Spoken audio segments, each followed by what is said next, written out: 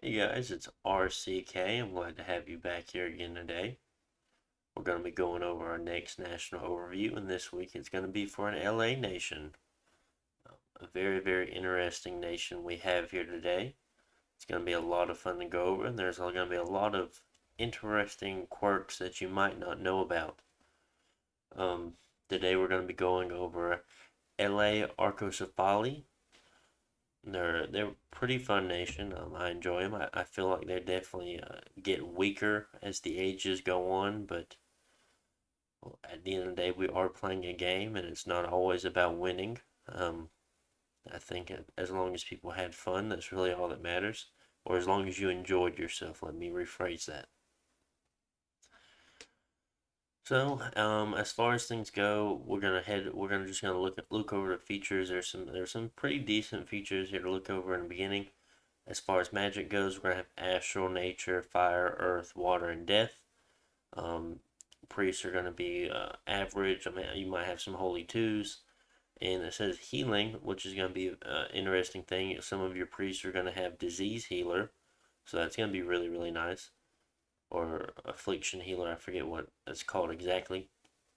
Another really interesting thing about Arcosophaly, it's something similar from when we went over the Satis Nation.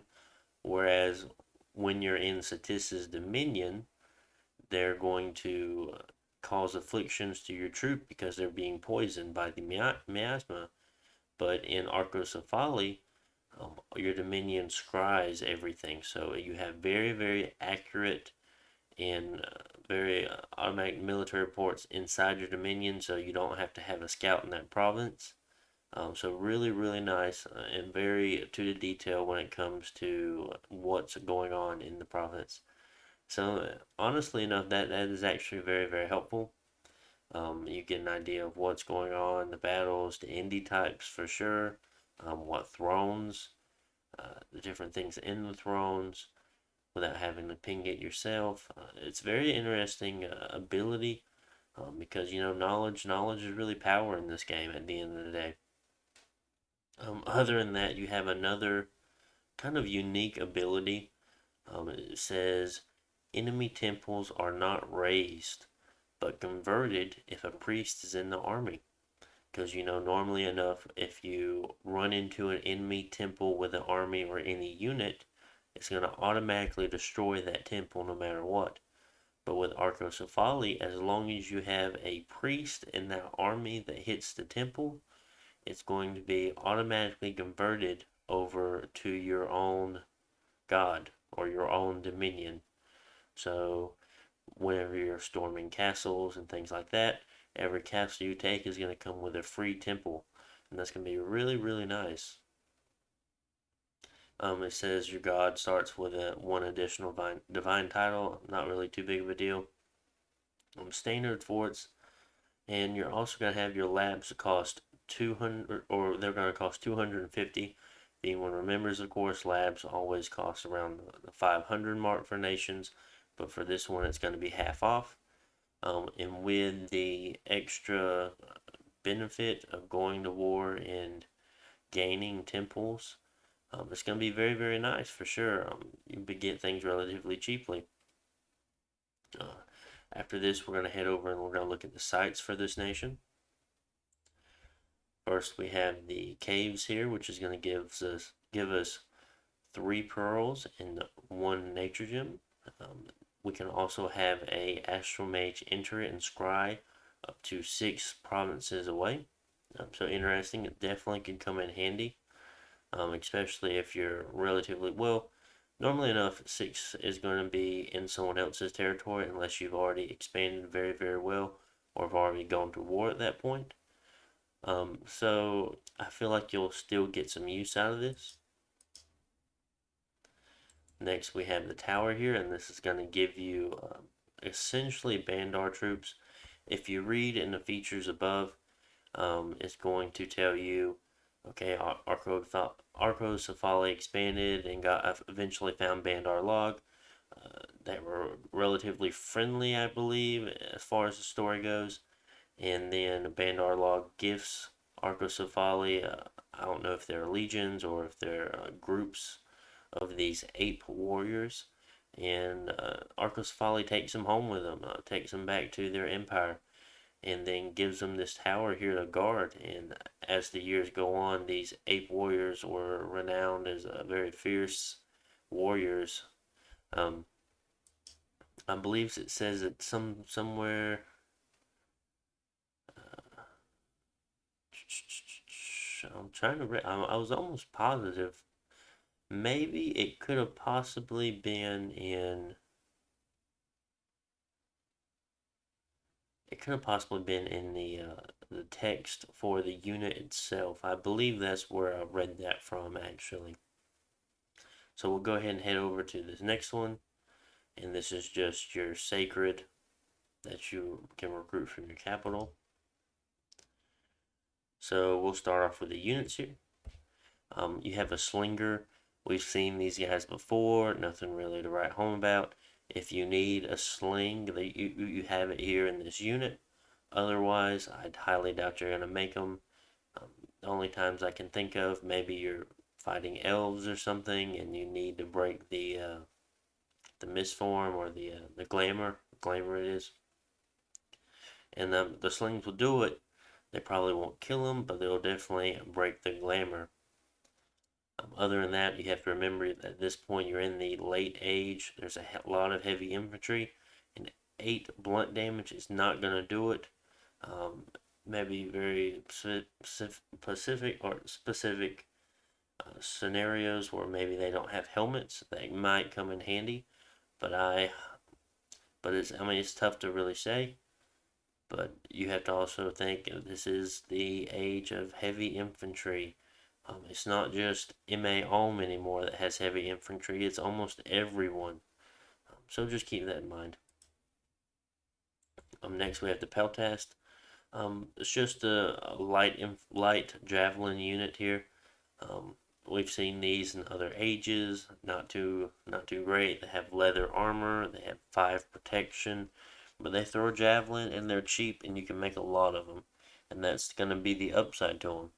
As far as our expansion goes, I did attempt to do the Peltis expansion just because I have seen where even high level players have screwed up in a way when it comes to elephant expansion, and it's just a little bit riskier. I've seen intermediate, and I've seen newer players also fail at the elephant expansion. It's just something that happens, and you have to be careful about it. Um, you're definitely trying to roll. You're definitely rolling the dice there with those morale checks for sure. But whenever I show you the battle map, it will be a completely Peltast expansion. I did not recruit any other unit other than Peltasts. So our next unit here, as far as our infantry goes, is going to be our hoplite unit. Um, 18 protection. They're going to be wearing helmets. They're going to have shields. They have a length 4 long spear while also having the formation fighter. So you're going to be able to fit 4 of these guys to a square. With the having on top of that the link 4 weapons is going to be very, very nice. They're going to be able to repel a lot of attacks, and having 18 protection means they're going to do a pretty good job at not getting hurt. Defense skill 9, not too big of a deal since these units are going to be 4 to a square and they're not going to be surrounded. Or I highly doubt it. If they are surrounded, things are probably going downhill in that battle anyway. Attack skill 11. I mean, just average human skills at this point. Combat speed 7. These guys are slow. They are wearing heavy armor. You have to keep that in mind. Mat move 12. I highly doubt you'll be moving to 2 provinces at a time. You might get lucky and have 2 planes in a row, but other than that, you're going to be going 1 province every turn.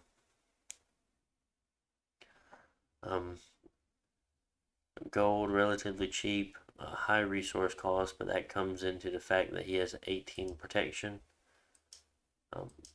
21 head protection, so that's pretty good. 10 magical resistance, that's average, a little higher than average morale, but it's really nothing to write home about. It's still just about average for a human troop anyway. Next we have the Plangite. I don't know. But what this unit basically is compared to the other one, they also have the same gold cost if you notice here. Um, their stats are relatively the same except for this one has a higher defense skill, but the only reason it has a higher defense skill is because it has less armor or yeah, protection here, which is armor. Um, and you also notice that the lower resource cost. So when it comes down to it, yes, the hoplite is going to be the better unit, but the Flegent is going to be the cheaper, easier to replace unit.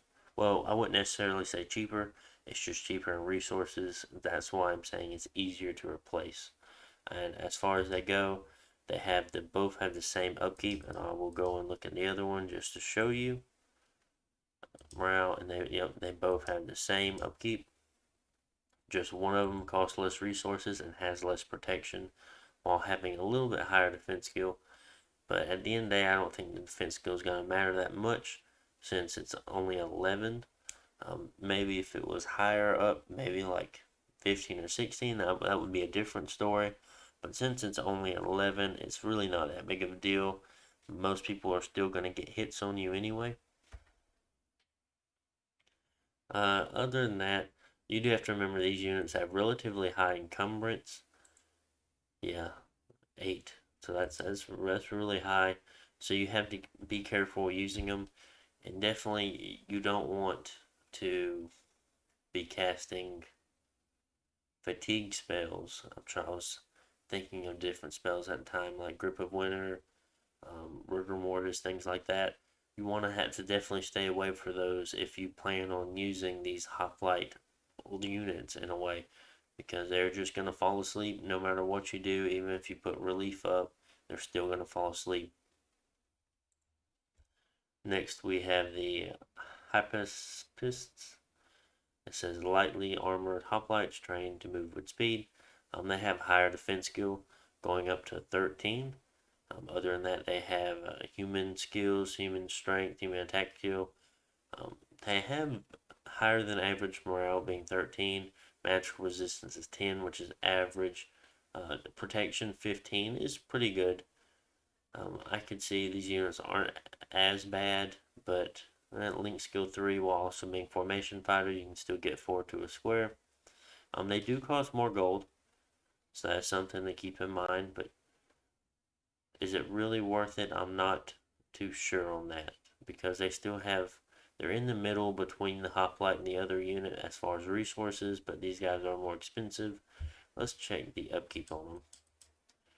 And they do have a higher upkeep. If you remember, the other two are also or tens, where this is a 13 per year.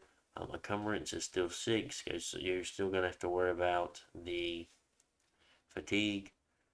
Map move 14, 2 more map move than the others, but I feel like that's just because their defense skill is higher, so they must be wearing a lighter armor, which is a little bit better, I presume. But overall, I think you will do better with the other choosing between the other two units versus this one. But I mean, I can see where these have their places too. It's a tough vote. Um, it would be a tough argument to say which one's the best. Next, we have the Carillion warrior can only be recruited in your capital. And this is the Bandar Ape warrior that we were talking about. And this is the kind of story I was talking about. If anyone wants to pause and read this, I kind of already went over it earlier. Um, in a way, I like these units. The only downside to them is they're not much of a late game unit because they have magical resistance 8, very low. It's very unfortunate for them. They are also an animal, so they can be hit by certain spells that are really gonna hurt. Having that low magical resistance is just a bad combination. That forest survival, 18 gold. The only really good thing about these guys, I mean, they'll have average, decent protection. about double the amount of hit points compared to a human. Not too great encumbrance. What's really good about them is higher strength in the 21 blunt damage attacks that they can cause, even though they were going to have low attack density since they're 3, and you'll only be able to put 2 to a square, so in all honesty, you'll be able to only get 2 attacks out per square. So not the best, but I mean, they are about double the siege strength of a regular human, but is it really worth using capital turns for units on these guys instead? That's what it really boils down to, and I think it'll be a no. Um, while these guys are thematic and they would be fun if you were not necessarily memeing, but if you plan on playing a more thematic game, yes, I would definitely recruit these. But as far as how you want to build your armies or core armies around, these guys would not be it. I wouldn't even use these guys to flank or do anything, or I just wouldn't. Um, we'll go ahead and head to the next side. I mean, not saying that they're necessarily that bad, just saying that maybe if they weren't just a recruit in the capital unit, or maybe if they weren't animals that had low magical resistance, um, that's kind of pushing it there, saying that maybe you could recruit them, but still, that would probably only be the early game. I wouldn't recruit them into the late game. Next, you have your Heart Champion. This is going to be your sacred unit. Gold cost 20, resources 31, so it's about double the gold cost of a hoplite. But as far as skills and protection goes, you're looking at a hoplite that's sacred. Do with it as you will. If you decide to put a bless on this nation, you definitely can. The only downside a hoplite has versus this unit is that a hoplite will have, I believe it was its defense skill of 9 or 8. But that does double the cost to get it that high. Formation Fighter 4.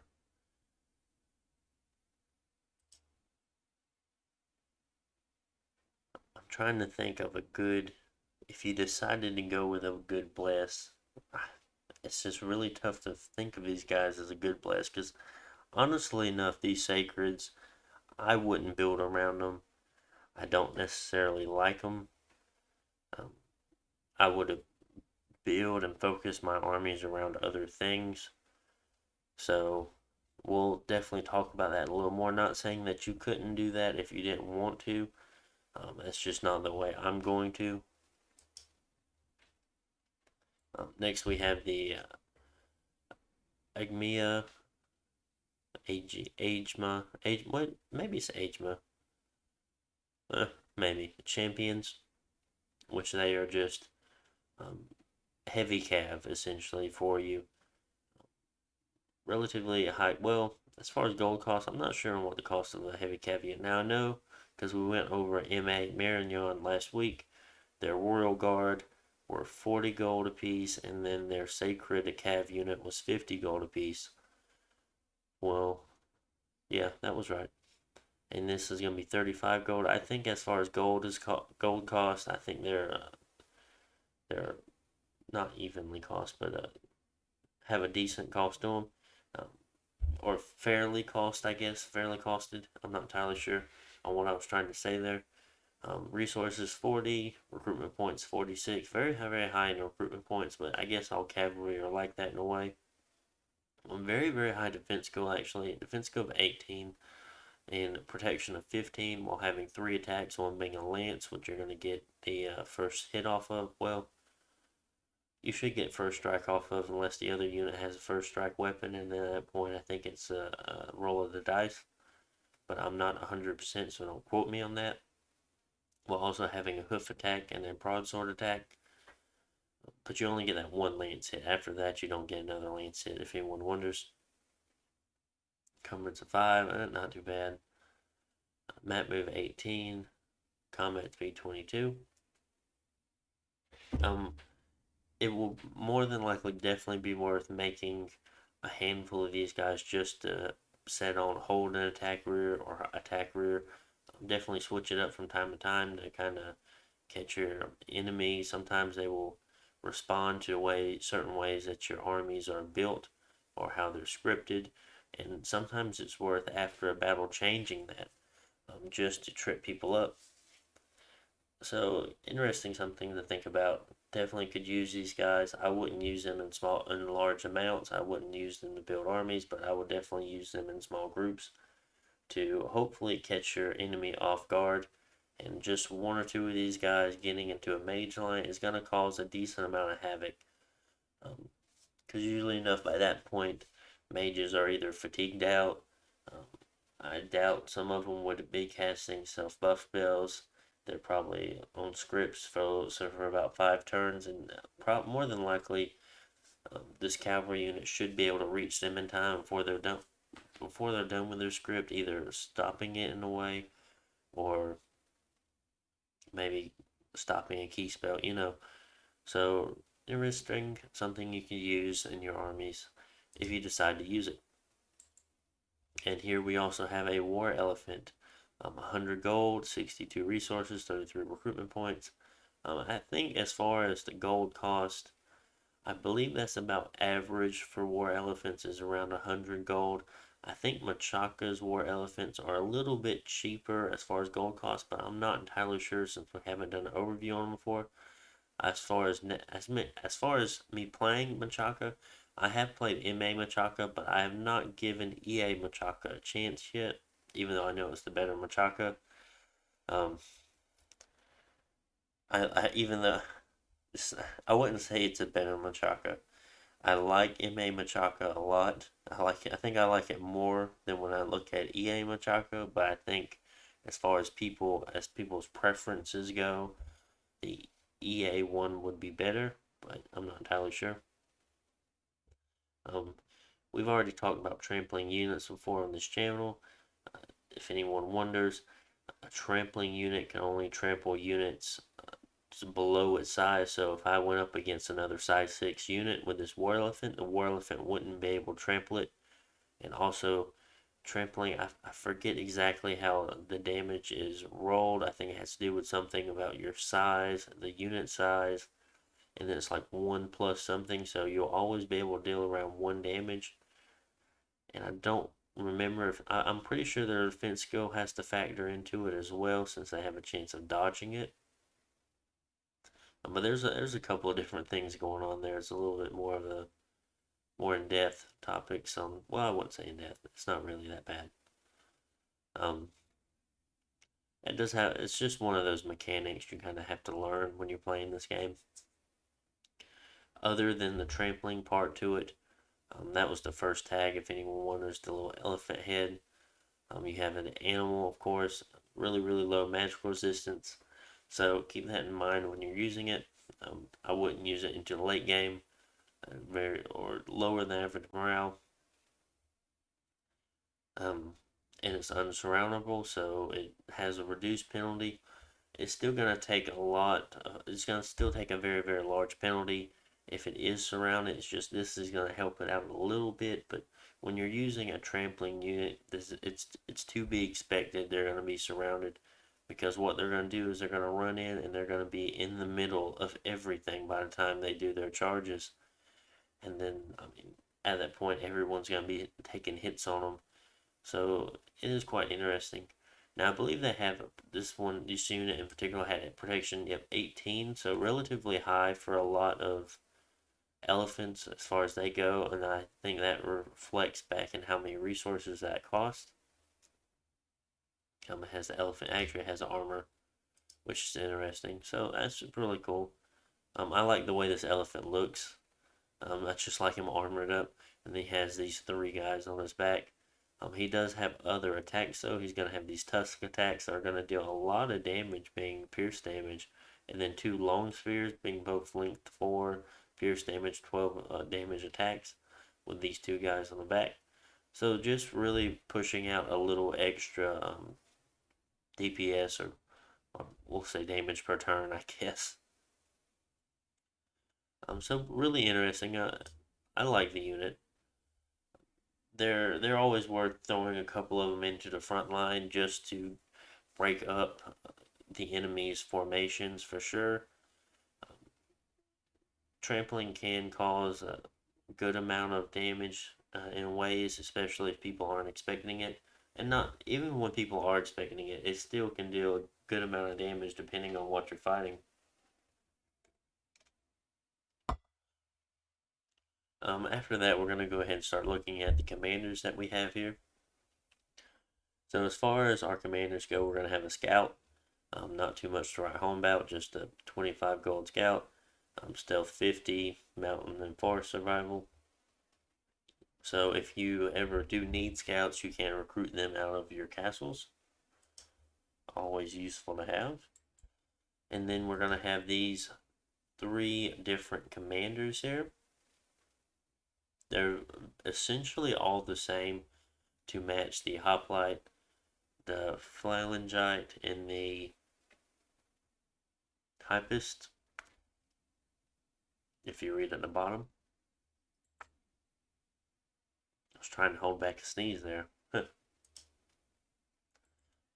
And their stats will reflect that in a way of where we talked about them earlier. I'm just clicking through to show you real fast. Like this one's gonna have higher defense skill, and this one in high or in the middle protection compared to the other two. This hoplite one is gonna have the lowest defense skill while also having the highest protection. Reflected here being 18 and 11. And this one is 15 and 12. So not too bad, but they're all going to be leadership 80. So I wanted to kind of put them all together since they're very, very similar. Then we have a horse commander here, or cavalry commander, the Agma or Agma commander. 100 gold, relatively expensive, but he does have inspirational 1, so that +1 morale bonus is going to go up to a +2 when you're using this unit. Could come in handy at times, especially if you want to do some like maybe fast attack cavalry hits, maybe do some raids with a small amount of cav. I could see them definitely, a small group of them definitely taking out 6 PD relatively easily, and then being move away with a higher than average map move for since they're cav. So something to keep in mind.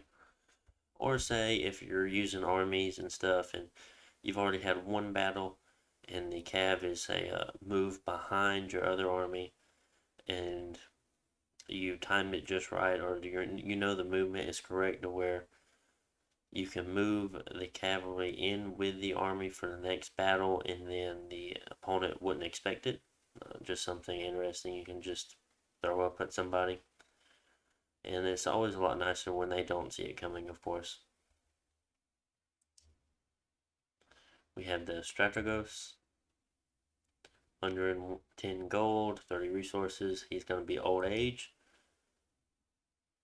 So he is going to have chances of getting afflictions, but if you have to remember, I mentioned earlier we're going to have disease healers, so it's really not going to be a big deal. I would completely expect everyone to be bringing disease healers with them in their armies. Not only that, they're going to be priests as well, so whenever you're converting to temples, it's just going to be nice to have them along anyway. Another good thing about this guy is going to be leadership 120. So they're going to have squad morale bonuses of +2. And they're going to be able to have up to 4 squads. This is going to be a main reason why you're going to be making these guys, just their high leadership. That's going to be the only times you really use them. And that's going to close out the non-mage commander section of the overview. And we're going to be going over the mage section next. If anyone's wondering, it's relatively late here. It's been a very tiring day. As far as one of the things I didn't which it caught me off guard because I forgot about it, which is not something I usually forget about.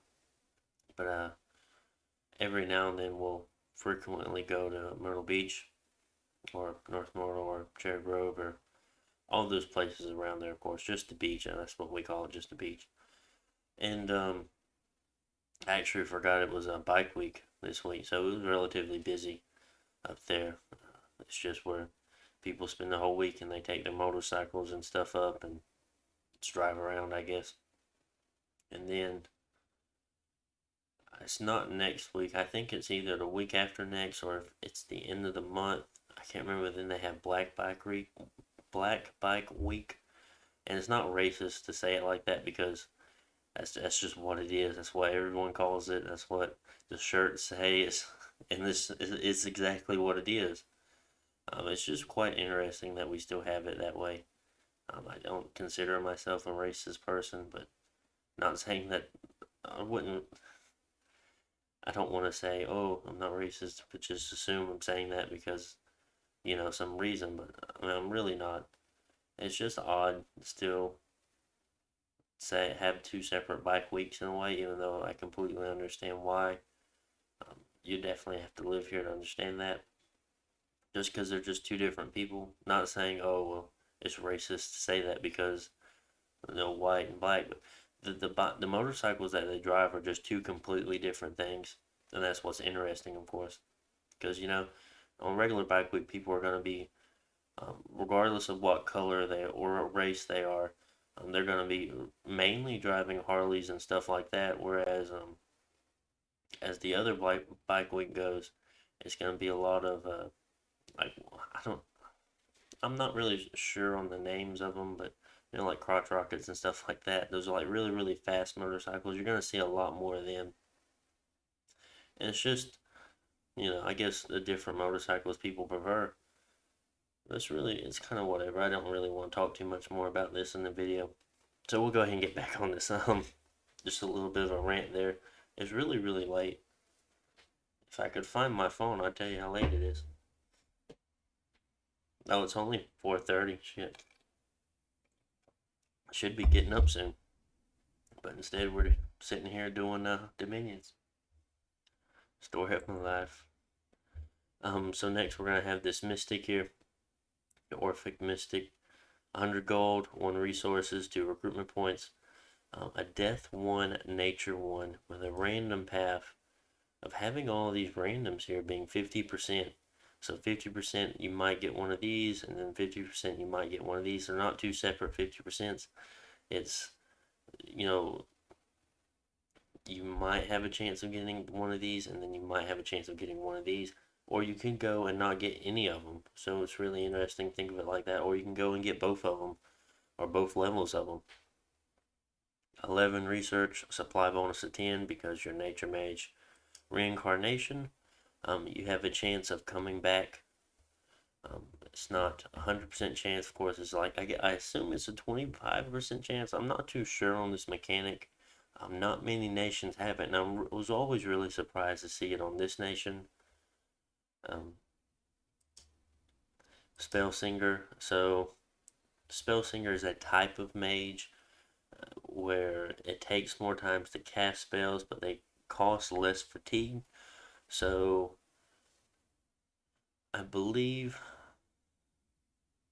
I can't remember if the casting time is set to a certain amount of casting time no matter what.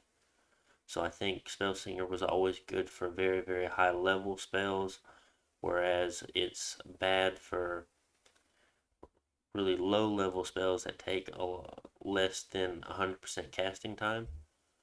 Um, so it's something interesting to think about. Other than that, this is going to be your. Was this one it? No, this one's not it. I was thinking of something else.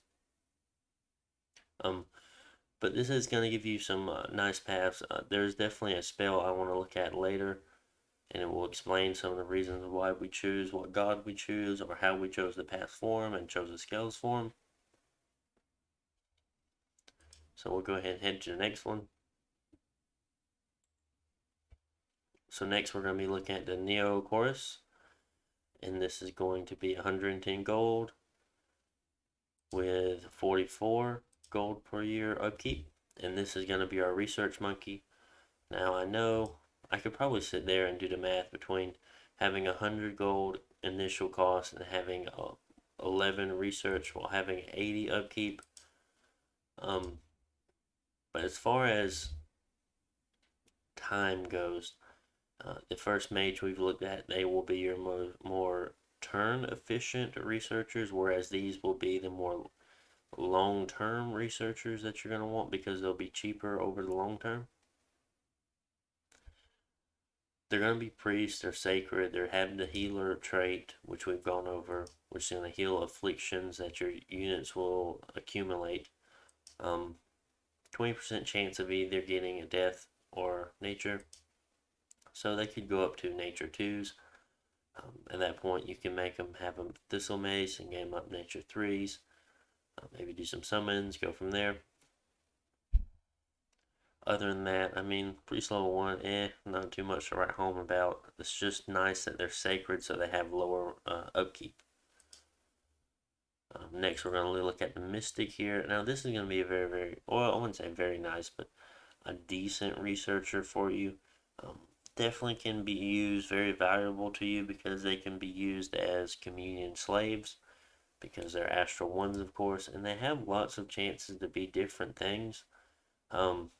As far as the best things you could get, I would probably say something along the lines of earth or water randoms. Astral is really no big deal because at that point, I mean, Astral 2, you could do better. Fire isn't that good, but I mean, at least with earth and maybe a little bit with water, you could thug them out if you decide to do that. Otherwise, they'll be communion slaves and or researchers. I wouldn't really want them as researchers all that much because they have such a high upkeep. I don't know if it's really worth it, but these guys could come in handy in a pinch if you need them. So that's kind of the up and down side to it.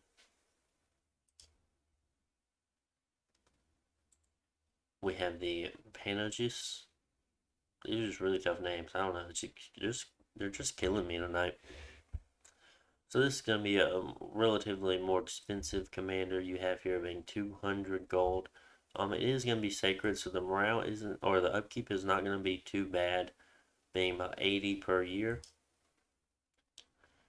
You'll have a Nature 1 Holy 2 with a 100% chance of either getting a Nature 2 or Nature 1 Death 1. Research of 9. You definitely don't want these guys being your research monkeys. Supply bonus of 10. They're healer 2, so they are their best healers so far. But I wouldn't get them just because they're a healer because they have a pretty steep cost for them. But they have something. They have a very interesting tag to them. This is called Carcass Collector. So this unit can sacrifice animals and nature gems to collect rotting carcasses now imbued with death magic. A number of nature gems is converted into the same amount of death gems. So the total number that you can do is 3. That's why it has 3 beside the top there. So you can turn 3 nature gems straight into 3 death gems if you need them. So it's really cool. You don't have to mess around with the astral pearl, or you don't have to convert them into pearls and convert the pearls into another gem. You just go from nature straight to death. This could definitely be useful in trading. If, say, someone was looking for death and you just had a lot of nature and you weren't particularly using your nature gems at the time, even though I think you could have a use for them. It's something to think about. It's a cool trade. An easy way to get death gems if you need them. But I mean, I like it. It's interesting. It's a very unique thing to have. Here is your commander here, but this is a sacred one. That's not even sacred. It's just a cap only. He has Beastmaster. Not too much to write home about here. We'll just go over him. Then you have your Sybil here. Now this is going to be your even more expensive mage, and this is going to be the mage that's going to be casting enchant or battlefield enchantments and things as such. Because it is an Astral 2, Nature 1, so he can be a master. But he's going to get a lot of different randoms, and it's going to be really nice. Any of these randoms he gets are going to be nice. Probably the least liked randoms. Well, Honestly, the only random I wouldn't want him to get would probably be the nature random. Well, nature random isn't that bad because at that point you can put a booster on it and make a Moonvine bracelet. Because I think it's 2 nature, 1 astral. So, honestly enough, all these randoms are good. Because I mean, going up to Astral 3 isn't that bad. You can definitely cast some nice spells with that. Putting death in your communions will be nice. We'll talk about how it could be nice with nature. And then putting water into your communions can also be nice to answer some different problems that you have. So really interesting. Not relatively, they're relatively poor researchers, but they definitely can be your masters in communions. They have Fortune Teller 20 and Spirit Sight. Low hit points. They're probably pretty old. Yeah, age of 28 or age of 86. They are pretty old. Priest level 2s. Eh. The only good thing about this is, say, you're fighting Lemuria, which is a ghost nation in LA. These units here, you can enter in communions, and not only will their magic paths be boosted, but their divine paths will also be boosted. So, say they have 4 slaves, their holy path or the priest level is going to be pushed up to 4 since they'll have 2 added additional paths. So interesting, something to definitely keep in mind. It might come in handy. That was the last of that. Hopefully, I don't believe I missed anything. I probably could have talked about the mystics and another one of the mages a little bit more, but we'll go ahead and just look at the god that I created. Um, I have some different ideas about it. Sorry, take a sip of water. Well, actually, let me just go back and just put it on the create, and I'll just make it again to see all the bonuses that we get. That's the first one. I don't know why I was going all the way down. So I didn't want to take an awake. I think we could have done fine without an awake. You definitely can if you want to. And I didn't want to take an immobile either, because I wanted a pretender that had all of the item spots for it. So I took the Grand Hierophant here at the bottom. I definitely want to go high astral. Other than that, I went 2 air, 1 earth, and then depending on what nations you're playing in the game, if you're playing against Lemuria, I would put magic weapons on, because other than your sacreds and us putting magic weapons on them, you're not going to have magic weapons. Um, and it's better to have them and not need them than need them and not have them. If you're not playing with Lemuria in a game, I would just put magical resistance, minor magical resistance, arcane command just to use that last point. Now we're going to put him on imprisoned. We will, I believe I had that at 4. We go up to order 3, productivity 3.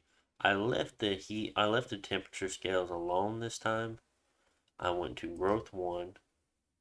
I went to fortune 3, and then I go to magic 3. I really wish we could have took that last point there on the Dominion to knock it up to 5, but I think going to 4 isn't going to hurt us too bad. I don't think we're going to be dom killed. I don't plan on making a lot of sacreds. Now, if we had to change this to magical weapons, I would probably have to move some things around and figure something else out just to be able to pump out more sacreds faster. And for the last path here, I can't remember if I put it in water or if I put it in death. I'm going to put, well, I'll put in death. So We're going to have very, very nice research. We do start off with a citadel, so we can be making 3 mages every 2 turns. Fortune is going to be nice to have.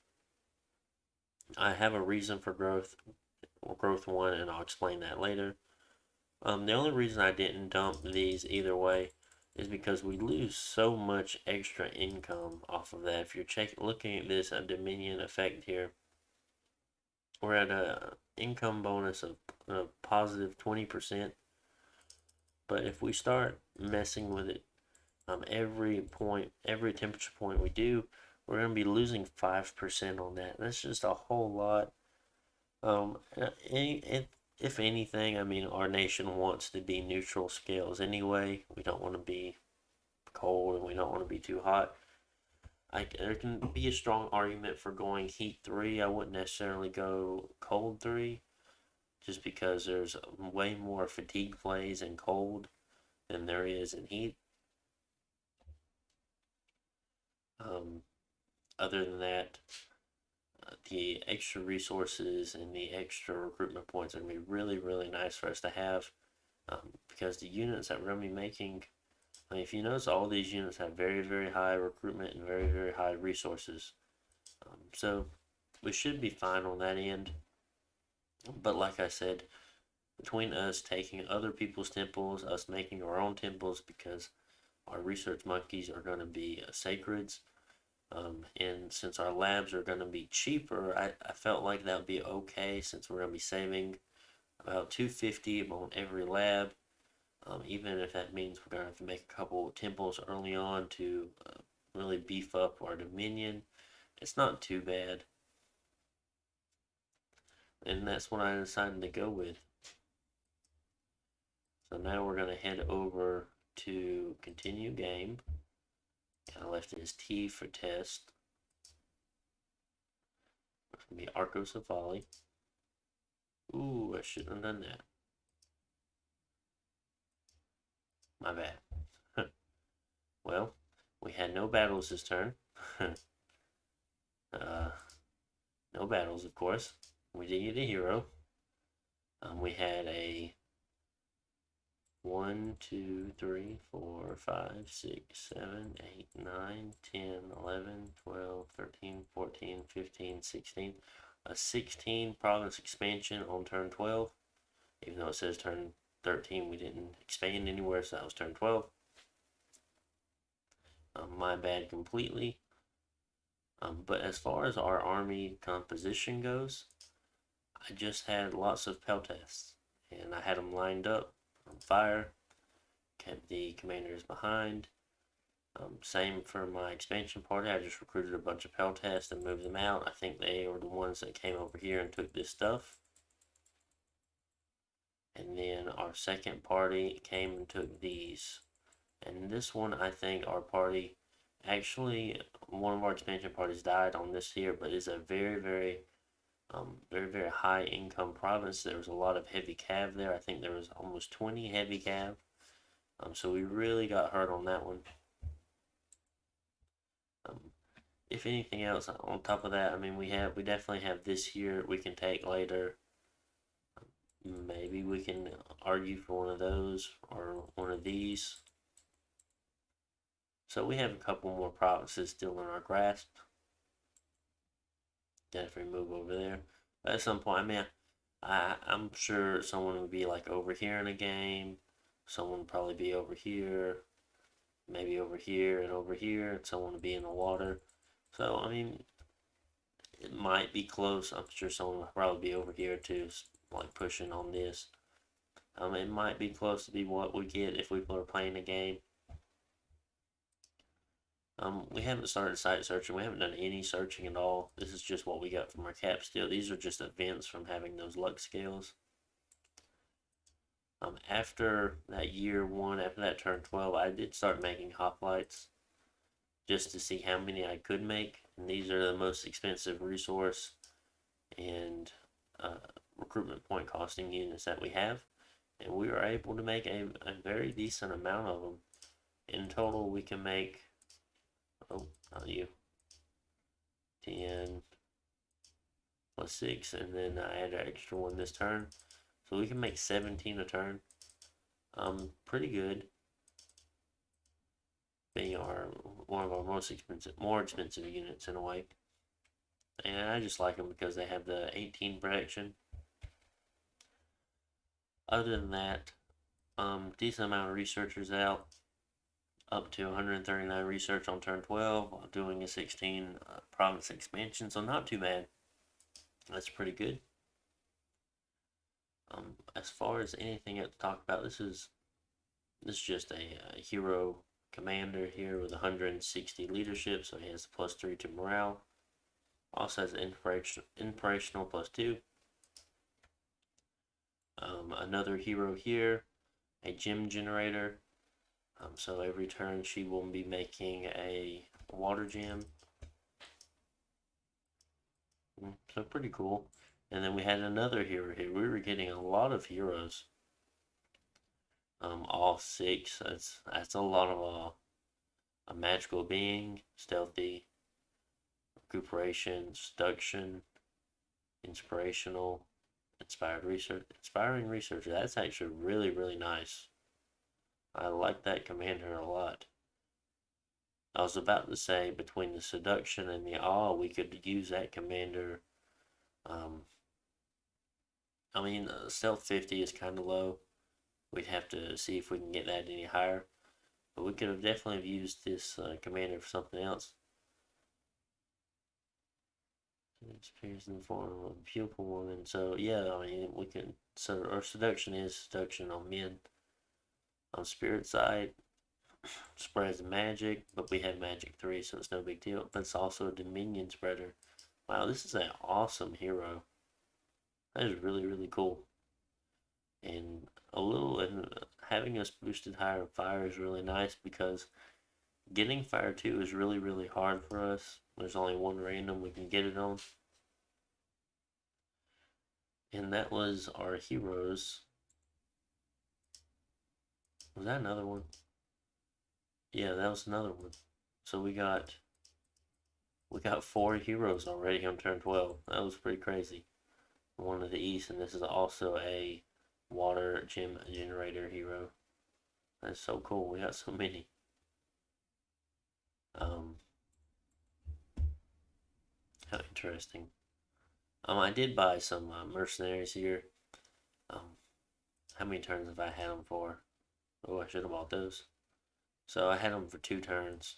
So that was the first. No, thinking maybe that was first. Maybe the second province they took. I don't know. That's a tough one.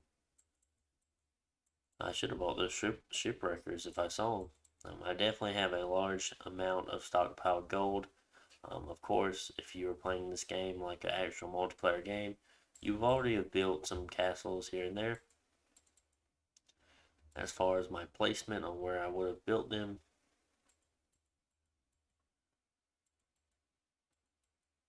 I bet either one of these would have been very nice. This one just has very, very high resources, so that could be a definite castle for you right there. Oof, that's interesting. Other than that, even though this one was in my cap circle, I would build a castle on it because of how expensive or how much income it actually has. Because any rating, because it's going to cut you off one province, is going to cut you off almost 300 income. Because when that unrest is going, it's probably going to be over 300. That's just insane. So I would definitely build on that. Probably just those 2 at the time.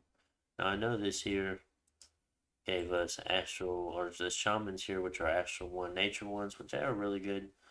But we have so much astral and nature already. I don't know. I'm not sure if it's really worth it. We definitely could just have them as a cheaper communion slave.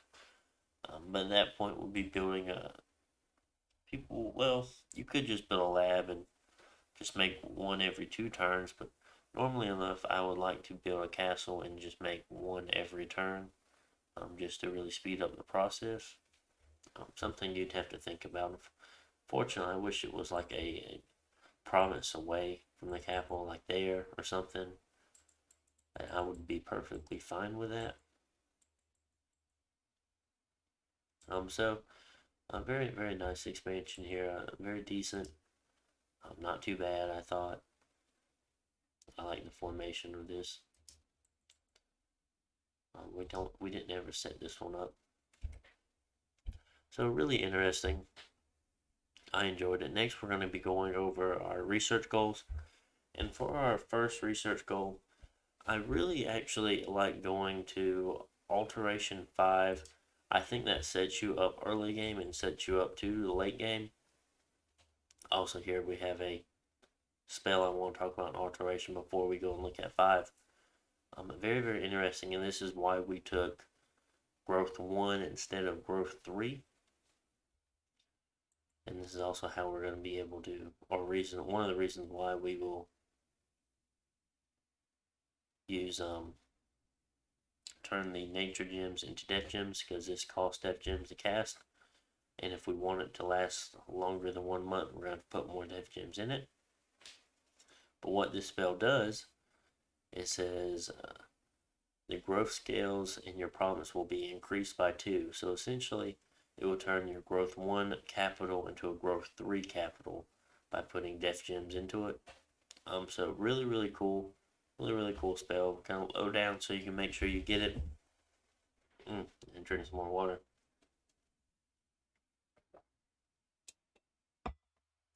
So really, really nice. It reminds me of a Blood Fecundity, I think, that Micklin has. I think only LA Arcoscephale has this spell if you've never seen it before. But Wooden Warriors, I think that's going to open you up on things like fire resistance that your masters can cast. I wouldn't do Solar Eclipse, even though it's interesting. Cold resistance, you could do something like that. But Wooden Warriors is really, really nice. Because, I mean, as far as your protection on your regular base units go, let's just pick the Hoplite protection, is going to be 0. So having a natural protection of 10 on top of 18 armor protection, I mean, you're going to be looking into the 20s, I mean, at least 23, 24. It doesn't quite add right when it's doing math like that.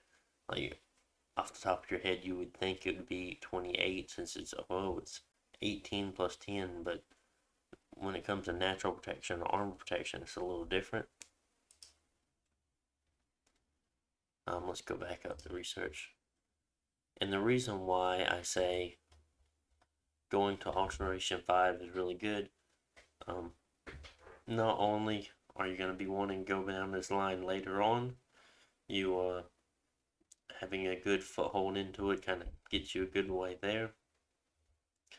Because, I mean, things like Battle Fortune, which is not as good, but still a very good spell. Not necessarily Darkness, you wouldn't want to really cast that or hurt you too much.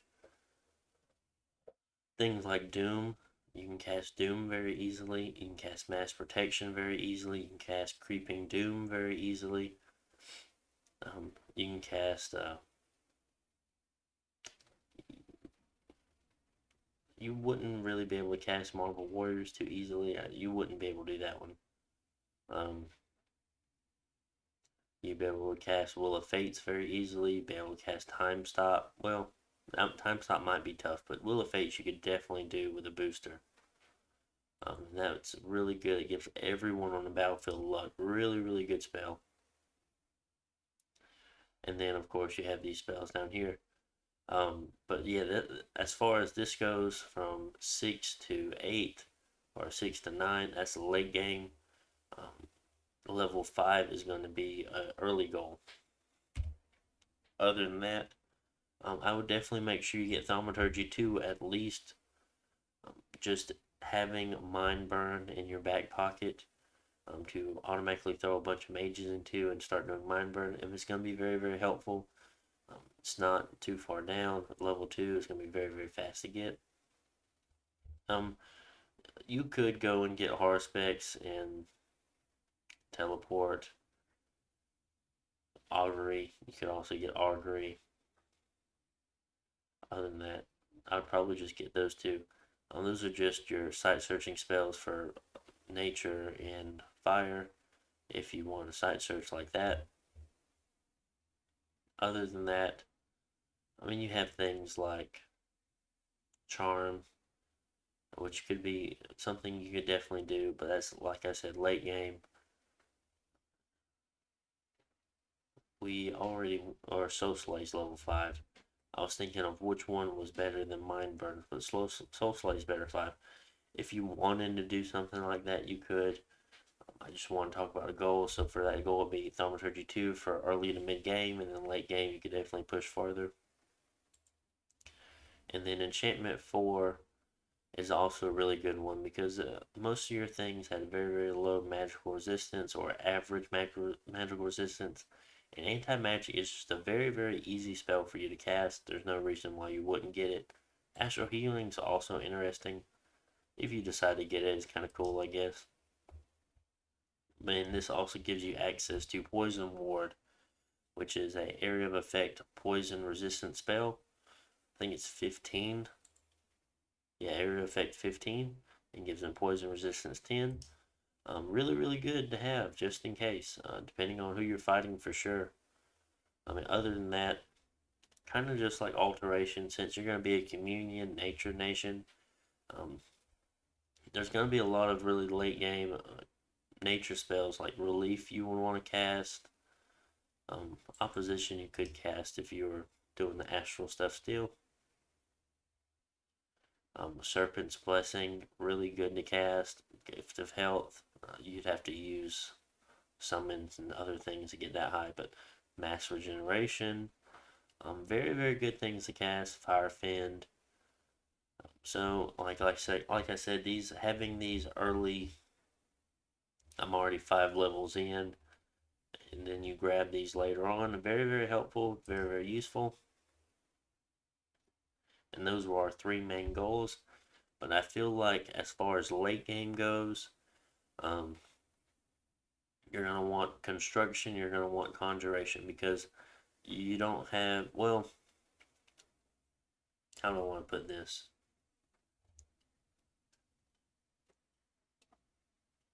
In the late game, you're going to be hurt because you have very low magical diversity and you want to get high paths.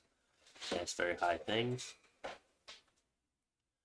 Other than that, I put Air 2 so you can forge astral boosters, which will then help you forge air boosters that can make you or use conjuration spells to get like Queen of Air and things like that to really boost up and really increase the effectiveness of your armies. Um, Other than that, I felt like you would be a lot easier for you to boost and summon in water. That's why I didn't go high and I didn't put anything in the water. I think you also be really easy or be very easy for you to boost in nature and summon in nature. That's why I didn't put any nature on my god. I did put 1 earth. Um, I think I should maybe I should put more than 1 earth just to make earth boots to go up to 3 and see what I can do from there. But I should be fine on that. I think I should if I counted things correctly as far as boosters go, I should be able to make the Troll King, which is the Earth one, and he has Earth 3. And at that point, I mean, I can make boots. I can give him different things. I can definitely get him to Earth 5 and Earth 6 pretty easily if I need anything down those lines. So as far as that goes, the conjuration and the construction are going to be definitely more of your late game things going on there because other than that, you're not a fire nation. You don't need to go for lightless lanterns. You're not an air nation. You don't need to go for alquills. You don't have thugs. Maybe you could thug one of those Bandar units. This like so at least with some nations you'd have a little bit of like something to go off of if you did construction stuff. But for this one, I mean, there might be a handful of items that you can use here and there, but honestly enough, As far as items people normally go for and things like that, you're not going to need them in construction. But later on in construction, you get things like a golem construct. Could be or they could be very useful for you. You could do something like you probably cast Forge of Ancients, but that's whatever for this nation. Not the best, but I mean it's good for anyone to have. But yeah, definitely you can definitely be doing golem constructs when you hit level 7, and which for you would be very nice. Um, and the only reason why it's on 4 is because I didn't put any goals on it before. And then where is Queen of Air Elemental? See, that's all the way in 8. In which case, I think you could do Queen of Water. King of Fire would be tough. You might be able to, well, thinking on the paths that you have, you probably could do that one relatively easy. Air, I had to put on my Pretender if I wanted it. Water, we could get there. Earth is a little tougher. But yeah, just to round out your Magic Diversity to get very strong battlefield enchantments of things you wouldn't normally get if you didn't get lucky enough to get the indie types for it. That's what you're gonna have to do. And as the longer I've played, the more I've noticed that pushing into the late game, it's your not wouldn't say availability, but your access to different things is what really going to push you over the edge and give you that extra boost that your opponent might not have. As far as the game goes, I believe, or as far as the national overview goes, I believe that is it. I think that is everything for us tonight. I'll definitely be uploading this. There's a lot of good stuff. I enjoyed this nation. A lot of interesting things about it that it has a lot of little funky mechanics to it that other nations don't have. So really fun.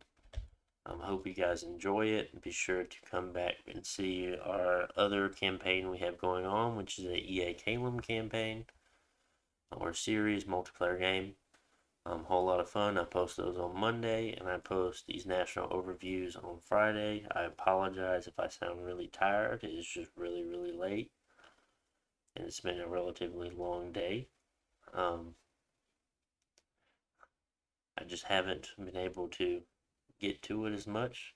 If anyone is still listening, I actually just finished up my school and stuff, so I'll get my bachelor's degree this next week or two. So that was a lot of fun. That's pretty neat. I probably will end up going back to school, of course. So we'll see how things go. You guys have a great week or weekend. This is Friday when this comes out, so yeah, everyone have a great weekend. See you guys on Monday. Bye.